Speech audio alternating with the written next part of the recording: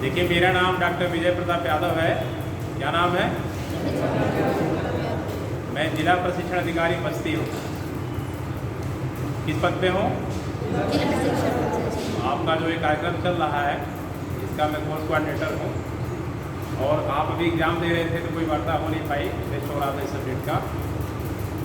तो टेस्ट देने से पहले क्या प्लानिंग थी आपकी कि ऐसे फॉर्मेलिटी करके दे देना है या कुछ सीरियस करके दे देना है? क्या प्लानिंग क्या होनी चाहिए एग्ज़ाम देने का पैटर्न पे कौन बताएगा? एग्ज़ाम देने की भी प्लानिंग होती है ना, हर चीज़ की एक प्लानिंग होती है। प्लानिंग के भी 4 पार्ट होते हैं, pre planning, planning, post planning और री प्लानिंग। कितने स्टेप होते हैं? 4 स्टेप। अगर चारों को आप फॉलो नहीं करते हैं तो आप सक्सेस नहीं होते। क्वेश्चन पेपर आपको मिल गया, आपने सोचा कि 20 मिनट का टाइम है, कोई बात नहीं 20 मिनट में करना है, आपके पास घड़ी भी नहीं है, सामने घड़ी भी नहीं है, तो आपके माइंड में सेट होना चाहिए कि मुझे 15 मिनट में हर हाल में कर लेना है। एक लास्ट स्टूडेंट अभी पेपर नहीं दे रहा था, सोचा होगा कोई नहीं अभी कर लेते हैं, लास्ट में टिक लगा देंगे, ये बात होगी। या सोचता होगा एक क्वेश्चन छूटा हुआ हो उसको भी कर लें ताकि हमारा नंबर बढ़ जाए, अच्छी बात है। बट ये प्लानिंग अगर आप टाइमली नहीं करते हैं तो होता क्या है, जिस कंपटीशन में आप बैठते हैं उसमें सर्कल को ब्लैक करनी होती है। ठीक, मोर देन 60% स्टूडेंट के साथ ये प्रॉब्लम होती है कि क्वेश्चन पेपर को सारा पढ़ लिया पलट के, वो कलर नहीं करते हैं टाइमली। क्या सोचते हैं लास्ट में कर देंगे इकट्ठे। जब आप शुरू में पेपर आपके पास आता है, इसकी प्लानिंग होनी चाहिए कि सबसे पहले कौन से क्वेश्चन को टच करना है, किसको सॉल्व करना है, कौन सा ऐसा क्वेश्चन है जिसको सॉल्व अभी नहीं करना, लास्ट में विचार करना है। होता क्या है कि जितने सारे सवाल हैं जो इजी गोइंग हैं, सबसे पहले आपकी प्लानिंग होनी चाहिए कि आप उसको टच करें। किसको? जो इजी हैं उनको कर लीजिए, जिससे आपकी ब्रेन की एनर्जी कम खर्च हो। उसके बाद जो सेमी टफ है, इजी वाले कर लेने के बाद जो सेमी टफ है उस पर फोकस करिए, ठीक है। और जो बहुत ज़्यादा टफ हैं उनको कब करना है? लास्ट सीक्वेंस में करना है। आपने सबसे ज़्यादा टफ सवाल को पहले ही सॉल्व करना शुरू कर लिया और तब तक आप कंफ्यूजन की स्थिति में आ गए कि ये सही है कि बी सही है कि सी सही है कि डी सही है। एक बार कंफ्यूजन क्रिएट हो गया अगर आपके माइंड में, बार बार रिसाइकल वही करेगा हर क्वेश्चन में कि बी सही है कि सी सही है, ठीक है। इसके लिए सबसे बेहतर तरीका है कि आप फर्स्ट स्टेप में कौन से लेंगे? इजी लेंगे। सेकेंड स्टेप में क्या लेंगे? सेमी टफ लेंगे, ठीक है। और थर्ड में क्या लेंगे? तो बिल्कुल टफ है। अब जितने सारे मान के चलिए कि 120 क्वेश्चन है टोटल आपका, टाइम 2 आवर्स है, ठीक है। तो आपको प्लानिंग करनी चाहिए कि ये आपका टाइम 1 घंटे 40 मिनट पेपर आपको सॉल्व करना है। 20 मिनट किसलिए बचाना है? कलर करने के लिए। आपके माइंड में सेट होना चाहिए कि 120 सवाल है, 2 घंटे समय है। आपको सेटिंग होनी चाहिए, प्लानिंग होनी चाहिए कि 1 घंटे 40 मिनट में हम सारे सवाल कर लेंगे और 20 मिनट रिजर्व करके रखे रहेंगे किसके लिए? कलर करने के लिए या जो बहुत टफ है उनको डिसाइड करने के लिए, ठीक है। ये प्लानिंग होनी चाहिए। अब आप पहले से माइंड सेट कर लीजिए 1 घंटे 40 मिनट में कितने सेकंड होते हैं और 2 घंटे में कितने सेकंड होते हैं और क्वेश्चन आपके कितने हैं, तो पर क्वेश्चन कितने सेकंड आपके पास टाइम बचेगा क्वेश्चन को सॉल्व करने के लिए। बात समझना रही? मान के चलिए कि आपके पास 30 सेकेंड है, 20 सेकेंड है एक क्वेश्चन को सॉल्व करने के लिए, और आप एक ऐसे सवाल में उलझ गए जिस पे आपने 60, 70, 80, 100 सेकेंड लगा दिया, फिर भी आप उसको सॉल्व नहीं कर पाए, तो आपका टाइम किल होता जा रहा है, काउंट डाउन शुरू हो गया है, ठीक है। आपको ये देखना चाहिए कितने सारे, अगर उतने सेकेंड में सॉल्व हो रहा सो फार गुड, अदरवाइज आप एक निशान लगा लीजिए। जो इजी वाले हैं उनको तो आप ठीक करते चले जाएंगे तुरंत, टाइम का भी मैनेजमेंट करेंगे कैसे कवर करना है। जो सेमी टफ वाले हैं, मान के चलिए ए नहीं है, बी नहीं है, तो सी और डी में से हो सकते हैं, तो आप यहाँ पे तुरंत आगे बढ़िए। दूसरे सेकंड फेज में आपको केवल सी और डी को ही डिसाइड करना है कि इनमें से कौन सा है। तीसरा जो स्टेप है इसको आप छोड़ दीजिए कि जब ये दोनों सीक्वेंस में पूरे हो जाएं तो लास्ट में इसको एक्सरसाइज करना है। क्योंकि मान के चलिए ये 10 सेकंड में हो गया, ये आपका 20 सेकंड में हो गया और इसको सॉल्व करने में 60 सेकंड से ऊपर टाइम जा रहा है, तो बेहतर ये है कि हम सबसे पहले इसको करें, उसके बाद इसको करें, उसके बाद इसको करते समय इसको जरूर ध्यान रखेंगे 20 मिनट्स जितना जो कुछ भी आपने क्वेश्चन पेपर सॉल्व किया है जब तक आप कलर नहीं करते आंसर शीट में उसकी कोई वैल्यू नहीं है। क्योंकि जो मूल्यांकन होगा, जो आपका नंबर डिसाइड होगा वो किस पे होगा? आंसर शीट पे होगा, मार्क शीट पे होगा। कभी कभी ऐसे भी कंडीशन देखने को मिलती है कि बच्चे ने सारा क्वेश्चन पेपर उसमें टिक लगा लिया, कर लिया है, लेकिन वो कलर नहीं कर पाया टाइम पे। क्यों? अभी 20 सेकंड 20 मिनट डिसाइड नहीं किया था, वो प्लानिंग नहीं किया था कैसे क्वेश्चन पेपर सॉल्व करना है। लास्ट में उसके पास कितना समय बचता है? 5 मिनट। फिर करता क्या है? उठाता ब्लैक पेन और बी का सी में, सी का डी में, इधर का उधर गलती करते जाता है। ऊपर पड़ता है सी, नीचे करता है डी कलर। गया है क्वेश्चन, बहुत मेहनत से आपने सॉल्व किया था। ऊपर का डी कलर करना है, अगले क्वेश्चन का ये कलर कर दिया। जहाँ उसको ये क्लॉक किया कि 2 क्वेश्चन हमारे गलत हो गए, फिर तीसरा वो गलत करता है। लास्ट में घर आता है तो बोलता है कि ये सारे तो मैंने कर लिए थे 120, 4 तो हमने गलत कलर कर दिए। निगेटिव मार्किंग है तो 4 का निगेटिव मार्किंग जोड़ लीजिए, कितना हुआ? प्लस 4 के जो नंबर आपके मिलने चाहिए थे उसको जोड़ लीजिए, कितना हुआ? डबल लॉस हुआ। तो क्वेश्चन पेपर की प्लानिंग, हर चीज़ की प्लानिंग करके, मैनेजमेंट है, टाइम का भी मैनेजमेंट है। कितने घंटे आप पढ़ते हो, कितने घंटे आप याद करते हो, कितने घंटे आप लिख के याद करते हो, कितने घंटे आप एज एग्जामिनेशन अपने घर में 3 घंटे क्वेश्चन पेपर लेके बैठ जाइए पिछले साल का। कितने टाइम में ईमानदारी से अपने साथ ईमानदारी करिए, सामने वाले के साथ नहीं कि हम कितने ईमानदार हैं। आप चाहें तो, मैं तो अपने टाइम पे अपना पेपर अपने टाइम से करता था, घड़ी रख के सामने कि कितने टाइम में मैं कर पा रहा हूँ, और ऑनेस्टी से नंबर चेक करके उतना ही अपने पढ़ता था, इतना नंबर हमको मिला। ठीक है, रिजल्ट आने से पहले मैं अपनी मार्कशीट बना के रख देता था, मुझे इतना ही मिलेगा। वो चाहे क्लास के दौरान हो या कंपटीशन के दौरान हो, जिस दिन एग्ज़ाम दे के आता था उसी दिन रात में ही क्वेश्चन पेपर चेक करके नंबर लिख के डिसाइड कर दिया इतने नंबर को मिले। ठीक, आप जब ये पैटर्न अपनाएंगे तो गलतियाँ कम से कम होंगी, और नहीं अपनाएंगे तो 5 मिनट बचा है अभी कलर कर देंगे। तो जितना आपने 5 क्वेश्चन गलत कर दिया जल्दी जल्दी में, 5 मिनट में हो सकता है पूरे कर ना पाएँ। एक क्वेश्चन का सर्कल आपने, जैसे क्वेश्चन का सर्कल है, अब आप इस, और एक यहाँ भी है, अब आपने क्या किया, इसको करते करते करते इसमें भी आ गए, ये भी गया और वो भी गया। ठीक, तो निगेटिव मार्किंग होगी तो उसका एक कटेगा 1/3 प्लस आपका जो सही नंबर मिलता वो भी चला गया। 2 तरीके से लॉस हुआ। एक प्लानिंग आपके पास होना चाहिए, मैनेजमेंट होना चाहिए कि पेपर हम किस तरीके से सॉल्व करेंगे। इसकी स्किल है ये जो मैंने बताया कि किस तरीके से टाइम का मैनेजमेंट करेंगे, कितने घंटे हैं, कितने सेकंड हुए, एक क्वेश्चन पे कितना सेकंड आ रहा है। अल्टीमेटली उतने में हो जाता तो सो फार गुड। 2-4-10 सेकंड ज़्यादा भी लग जाते हैं अगर, तो आप उसको इम्प्रूव कर सकते हैं। लेकिन पता चले कि 20 सेकंड का टाइम में 3 मिनट खर्च कर दिया फिर भी सॉल्व नहीं हो पा रहा है, क्योंकि आपने टफ क्वेश्चन को सबसे पहले सॉल्व करना शुरू कर दिया है। तो बैड स्किल है, गुड स्किल नहीं है। गुड स्किल वो है कि आप ईजी, सेमी टफ और टफ, आप 10 से 15 मिनट आप सुरक्षित निकाल के रख दीजिए पहले। जितना टाइम आपके पास बचता है उतने में ही मल्टीप्लाई करके देख लीजिए कितना सेकंड पर क्वेश्चन आ रहा है। क्यों? इस काम को कितने लोग करते थे पहले? किसी ने किसी एग्जाम में किया है? हाथ उठाइए।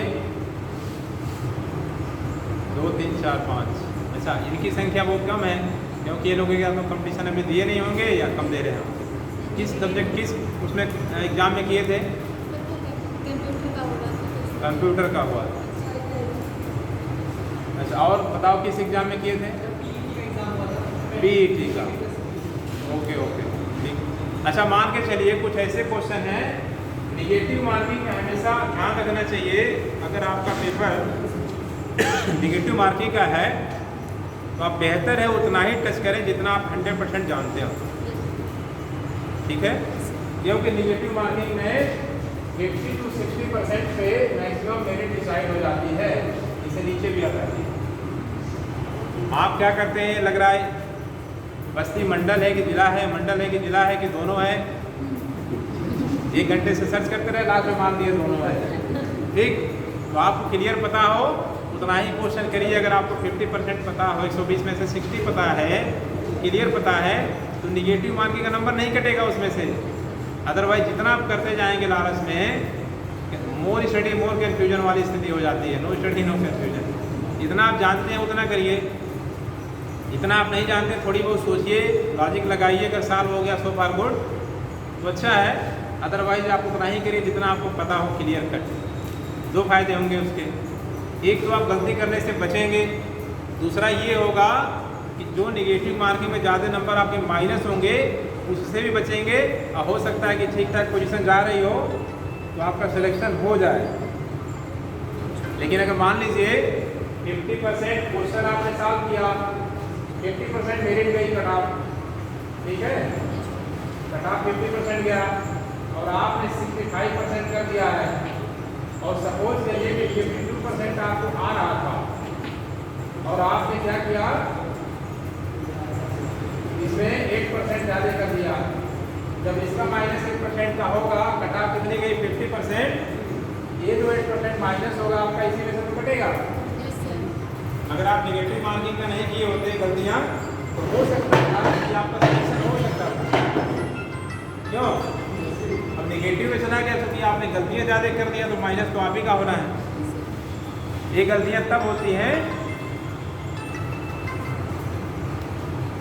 जब हम सोचते हैं, पहले आप डिसाइड कर लीजिए कि उसमें भी वही पैटर्न अपनाइए कि एजी कितने हैं कर लीजिए, फिर उसके बाद से सेमीटर कितने हैं कर लीजिए। इनको टच ना करिए जल्दी से। क्यों? अगर ये सॉल्व नहीं हुए तो आपको नुकसान पहुंचाएंगे, निगेटिव मार्किंग नंबर कटेगा। हो सकता है मेरिट इसी पे डिसाइड हो जाएगी।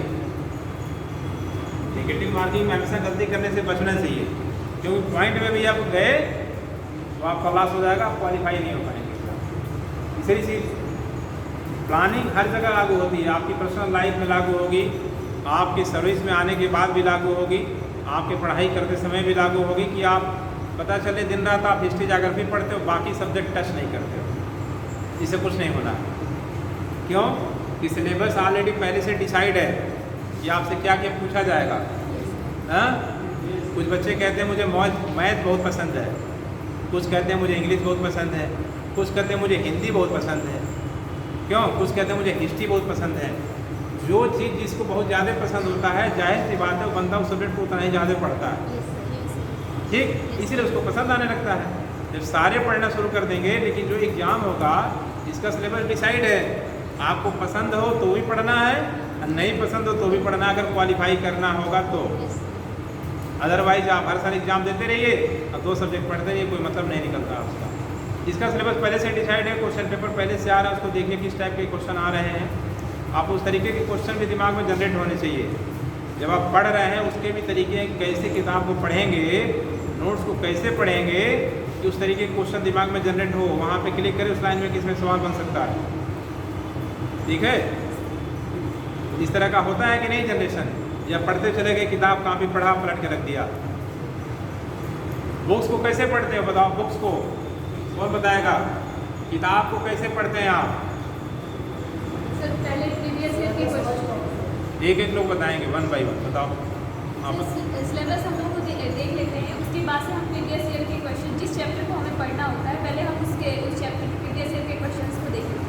ओके। उसके बाद से फिर हम उस टॉपिक को पढ़ना स्टार्ट करते हैं, जिससे हमारे माइंड में ये लिंक होता रहता है कि हाँ ऐसे क्वेश्चन इस टॉपिक से बना है या फिर ऐसे बन सकते हैं क्वेश्चन। गुड। और कोई बताए? नेक्स्ट, इधर से बताओ। बुक्स नहीं पढ़ते हो आप क्या? फिर कैसे पढ़ते हो? इसको बताने में एजुकेशन नहीं होना चाहिए, जैसे ही पढ़ते हो।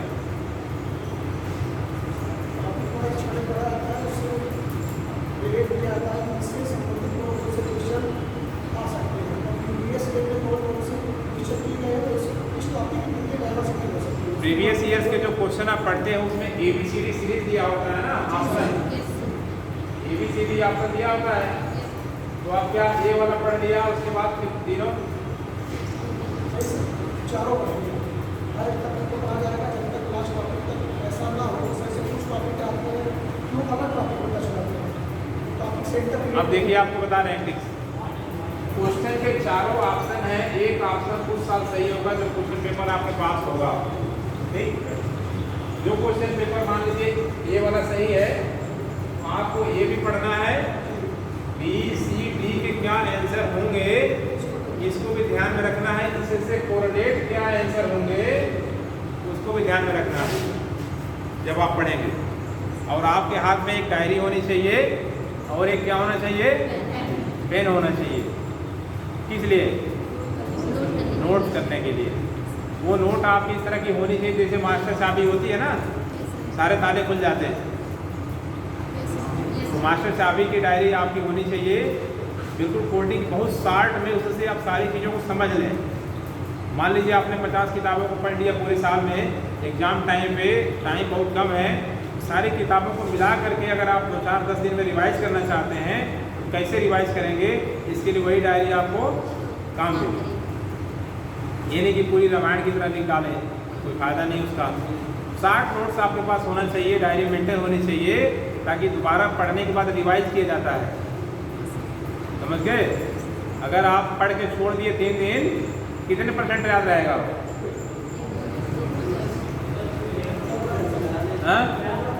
15% याद रहेगा आपको। अगर 1 हफ्ते छोड़ दिए तो, और 2 महीने छोड़ दिए तो अगर मान के चलिए ऐसे करते रहे तो पूरा याद नहीं हो पाएगा, रिवाइज नहीं हो पाएगा। जब तक रिवाइज आपका नहीं होगा पूरे 1 साल का जो कुछ आपने पढ़ा, तब तक आप बड़े अच्छे से पेपर नहीं कर पाएंगे। तो बेहतर ये होना चाहिए, उसके साथ आपके पास सिलेबस होना चाहिए। सबसे पहले कंटेंट क्या है, क्या पढ़ना चाहिए पता हो। उसके पास आपके पास डायरी होनी चाहिए, पेन होना चाहिए, और उससे रिलेवेंट क्वेश्चन पेपर अगर आपके पास है वो रहना चाहिए। फायदा क्या होगा, आप ये समझ पाएंगे इस टॉपिक से किस तरीके के सवाल आते हैं, और आपके पास कौन सी किताब है। स्टैंडर्ड बुक्स भी होनी चाहिए, ठीक है, जिससे आप पढ़ें तो क्लियर हो। क्लियरिटी होनी चाहिए, क्लियरिटी बहुत मायने रखता है एग्जाम में। क्लियरिटी होगी तो कन्फ्यूजन नहीं होगा, ठीक है। तो क्लियरिटी मस्ट है। पढ़ भी रहे हो आप तो क्लियरिटी यहाँ पे होनी चाहिए कि हम क्या पढ़ रहे हैं। हाँ, रात भर में 8 घंटे पढ़ गए पूरी किताब, लास्ट में माइंड आपका आप ही से पूछ रहा है कि क्या पढ़े 8 घंटे में। आप कितने लोगों का माइंड खुद से सवाल करता है? हाँ तो राव जना बस ओके। ये इसको एक्टिव रखिए, एक्टिव रखिए कि कुछ भी पढ़ने के बाद आपसे पूछे कि आपने क्या पढ़ा, उसका आंसर भी आप उसी को दे पाएँ, ठीक है। ये मैनेजमेंट जो है, मैनेजमेंट एक वर्ड है, मैनेजमेंट कितने लोग जानते हैं?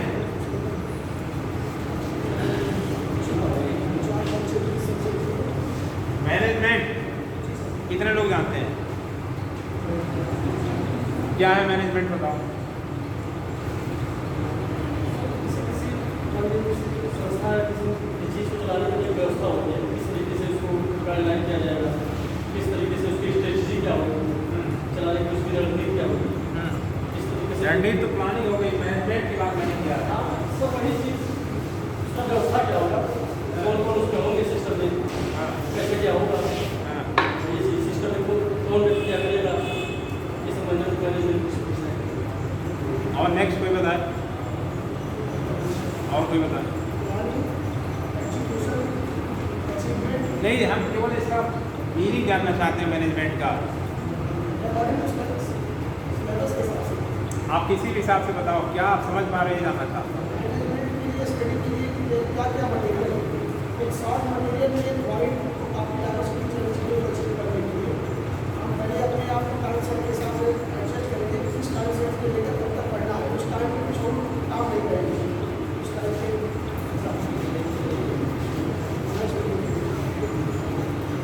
एम क्या है, एम क्या है, कैसा लक्ष्य, कितने लोगों ने टारगेट बनाया है, एम बनाया कि हमको क्या करना है? हाँ तो कहिए जरा, बताना भी है कि क्या करना है। कितने लोगों ने हाथ उठाया है कि हमें एम बना लिया है? वो लोग हाथ उठाएंगे जो उन्होंने एम बना लिया है। 50%। ये बताओ केवल 50% लोगों ने एम बनाया है और बाकी 50% का कोई एम नहीं है, नो एम। ये बाकी 50% का कोई डिसाइड नहीं है वो कब कहाँ कैसे जाना चाहते हैं। क्यों? जब तक आप किसी चीज़ का एम नहीं बनाएंगे तब तक आप सक्सेस नहीं हो पाएंगे। ठीक है? जब तक एम नहीं बनाएंगे सक्सेस नहीं हो पाएंगे। मान के चलिए हमको यहाँ पे आना था और मैं टाइम नहीं निकालूंगा, मुझे कितने बजे जाना है, कहाँ पे जाना है, फिर कौन सा काम निपटाना है, फिर कितने बजे पहुँचना है, फिर पहुँचने से पहले किसको कोऑर्डिनेट करना है, कितने मिनट रुकना है, तो मैं कैसे पहुँच पाऊँगा? 50% लोगों ने हाथ उठाया कि मेरा एम है, मैंने एम बनाया, मुझे क्या करना है। और ग्रामीण परिवेश में ये परसेंटेज ज़्यादा होता है कि एम डिसाइड नहीं होता है। उसके पीछे कई सारे रीज़न हैं। बच्चे कहते हैं पापा एम बताएंगे, मम्मी एम बताएंगे, ठीक है, और मेरे दोस्त से पूछेंगे, भैया से पूछेंगे, लोग बताएंगे। ऐसा नहीं है। कंपटीशन एग्जाम में बैठने आपके पापा भैया मम्मी नहीं जाएंगे। कौन जाएगा? आपको खुद बैठना है। खुद बैठना है तो एम भी खुद ही डिसाइड करना होगा कि मेरा क्या एम है, हमें क्या करना है।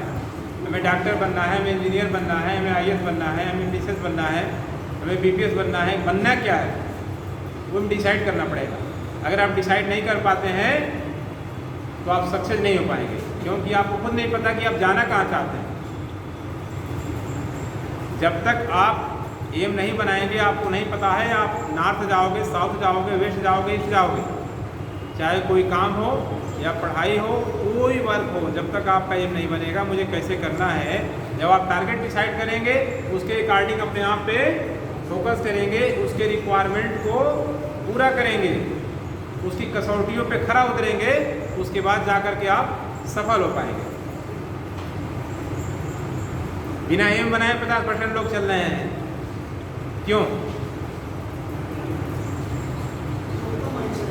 हाँ, 50% लोग जो एम नहीं बनाए, अभी तक डिसाइड नहीं किए हैं, वो कब सक्सेस लेंगे, सफलता कब प्राप्त करेंगे? विदाउट एम सक्सेस हो पाएंगे? उनको खुद नहीं पता। वो खिलाड़ी बनेंगे, ऑफिसर बनेंगे, बनेंगे क्या? इसके लिए आज ही जाके डायरी खोल के एम डिसाइड कर लो अपनी। मुस्कुराओ नहीं जब तक मैं ना मुस्कुराऊँ, ठीक है? इसलिए बता रहा हूँ कि यहाँ पे ये थिएटर नहीं है, ना ही मेरे पास इतना टाइम है। मुस्कुराना तब जब एम बना के डिसाइड कर लेना, उसके बाद सबसे पहले हम ही से आगे मिलना। इसलिए डिसिप्लिन, किसी भी एम को डिसाइड करने के लिए, सक्सेस प्राप्त करने के लिए डिसिप्लिन होना बहुत ज़रूरी है। किसके साथ? सेल्फ के साथ। जब सेल्फ डिसाइड, क्या नाम है तुम्हारा? जब सेल्फ डिसिप्लिन में आप रहेंगे तो आपका एम भी डिसाइड रहेगा और आपको क्या करना है वो भी डिसाइड रहेगा। और जब आप खुद डिसिप्लिन में, जैसे आपने डिसिप्लिन बना लिया, एम बना लिया कि हमको सिविल सर्विसेज में जाना है, और आपका खुद का डिसिप्लिन नहीं है, आप 8 बजे सो के जग रहे हो, कुंभकर्ण की निद्रा में सोए हो, 10 घंटे बाद जग रहे हो। क्यों? तो आपका जब डिसाइड नहीं है तो आप कुछ नहीं कर पाएंगे। इसलिए पहले एम डिसाइड करिए और डिसिप्लिन अपने ऊपर फॉलो करिए, उसको लागू करिए कि आपका कितने बजे से कितने मिनट पे क्या करना है। 24 आवर का प्रोग्राम आपके पास होना चाहिए। कितने घंटे सोना है, कितने घंटे जगना है, कितने घंटे पढ़ना है, उतने घंटे में क्या क्या पढ़ना है, कितने मिनट पढ़ना है। जिसका जितना पार्टिसिपेशन आपके सिलेबस में है उतना पार्टिसिपेशन का टाइम आपको देना पड़ेगा उसके लिए। किसी सिलेबस से मान लो 2 क्वेश्चन आ रहा है, अब आप 4 घंटा उसी को पढ़ रहे हो। किसी सिलेबस से 25 क्वेश्चन आ रहे हैं, उसके लिए आप 20 मिनट पढ़ रहे हैं। तो प्लानिंग करनी होगी कि आपको एम डिसाइड करना होगा, डिसिप्लिन के साथ डिसाइड करना होगा, और ऑनेस्टी जो है, ऑनेस्टी वो अपने साथ लानी पड़ेगी कि हम क्या कर रहे हैं। गार्जियन को दिखाने के लिए ईमानदारी मत लाओ, सामने वाले को दिखाने के लिए ईमानदारी मत लाओ कि मैं बहुत ईमानदार हूँ, बहुत ऑनेस्टी से 24 घंटे पढ़ते हैं, लाइट जलती रहती है 24 घंटे, कुछ नहीं होगा जब तक आप खुद अपने साथ ईमानदार नहीं बनेंगे। और जो भी काम कर रहे हैं अपने साथ ईमानदारी से नहीं करेंगे, केवल पढ़ाई की बात नहीं कर रहा हूँ, कोई भी काम करिए अपने साथ ईमानदारी से करिए, तभी आप सक्सेस हो पाएंगे। अब दुनिया को दिखाने के लिए आप करेंगे तो आप सक्सेस नहीं हो पाएंगे। आप मान लो 24 घंटे लाइट जल रही है, मतलब ये घर वालों को बता दिया मेरी लाइट जली, देखो मैं पढ़ता हूँ, ऐसा नहीं है। हो सकता है आप बीच में 4 घंटे बंक मार के सो गए हो, घर वाले सोचेंगे लड़का मेरा पढ़ रहा है, 24 घंटा बता से लाइट जलेगी तो पढ़ रहा। अपने साथ ईमानदार रहिए ना, आप क्या कर रहे हैं अपने से पूछिए। और इसके लिए 3 चीज़ पूछेंगे, चौथा अपने आप समझ में आएगा। मैं क्या कर रहा हूँ, पहला सवाल पढ़ो मेरे साथ, मैं क्या कर रहा हूँ, मैं क्या करने आया हूँ, मैं क्या करने आया हूँ, और मुझे क्या करना चाहिए। मुझे क्या करना चाहिए। कौन बताएगा तीनों? मैं किस लिए आया हूँ, मैं क्या कर रहा हूँ, और मुझे क्या करना चाहिए। जब 3 सवाल अपने से खुद से पूछेंगे तो चौथे का जवाब, तीनों का जवाब ऑटोमेटिक चौथे में आ जाएगा। इसको रूल्स बना लीजिए अपने लिए, हर जगह हर काम में। क्यों? मैं क्या करने आया हूँ, मैं क्या कर रहा हूँ, और मुझे क्या करना चाहिए। तीनों सवालों का जवाब चौथे में समराइज होके आ जाएगा ऑटोमेटिक, किसी को बताने सिखाने की जरूरत नहीं पड़ेगी। अपने से पूछ लो, एक मिनट टाइम है, अपने से पूछो आप तीनों सवाल। अभी जवाब जिसका आएगा ऑनेस्टी से बताना क्या आया है, पूछ के बताओ। आप अपने साथ सीरियस होइए, 1 मिनट समय है, पूछ के बताइएगा। अभी फीडबैक आप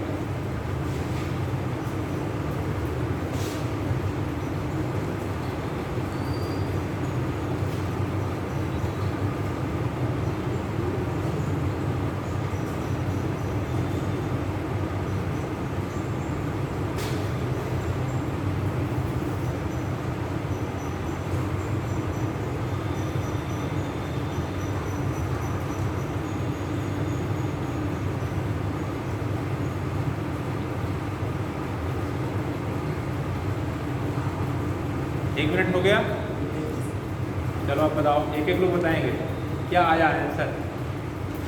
आप बताओ क्या आया। सर जैसे मैं आई हूँ कोचिंग करने, तो इसका आंसर आया मैं कोचिंग पढ़ने आई हूँ, मुझे कोचिंग पढ़ना चाहिए सर। और मुझे मतलब क्या मैं सीखी और मुझे उसका मतलब क्या पढ़ी मैं उसे अध्ययन करना चाहिए। राहुल, जैसे मैं सर पढ़ाई कर रहा हूँ, पढ़ाई करने आई हूँ, बंद करो। हाँ, और मुझे पढ़ाई करना चाहिए। Okay good. नेक्स्ट कौन बताएगा? और